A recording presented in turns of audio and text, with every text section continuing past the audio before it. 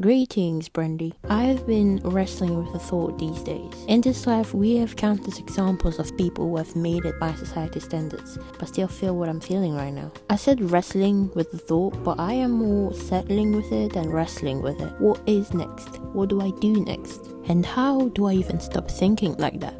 When I imagine myself getting all the things that I've ever wanted as a young adult, I don't really imagine perfect peace. This isn't a revolutionary concept. The fact that all my problems won't get resolved when I get it all. And I'm quite glad that I've come to realize that when I'm still young. But you'd think this conclusion would remove some sort of weight off my shoulders, but it just doesn't. It actually makes me quite uncomfortable. I read the book of Ecclesiastes when I was a performative Christian. I just found it fun to label King Solomon as a depressed fella and go on with my day. But even then, I was slightly amazed by how I could relate to what he wrote in that book. Now that I'm not a performative Christian anymore, reading it feels even more real. For some context, King Solomon was the son of King David. And when David died, it was Solomon's turn. And one day he was asleep and God came to him asking Solomon to ask for literally anything. And Solomon, not knowing how to be a king, asked for wisdom.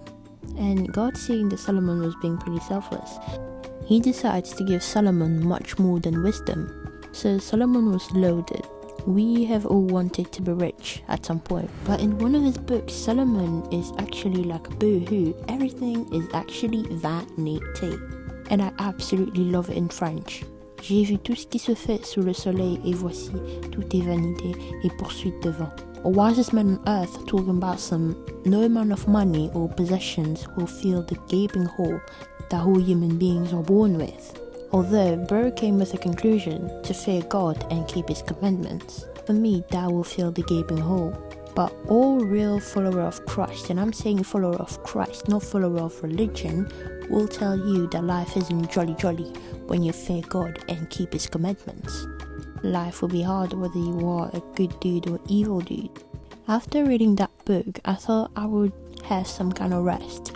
Just living my life, doing everything I should do without expecting none of these things to, again, fill the hole. Actually, I did get some rest, but just not the kind that I expected. I think what was trapping me is consistently wondering, then what?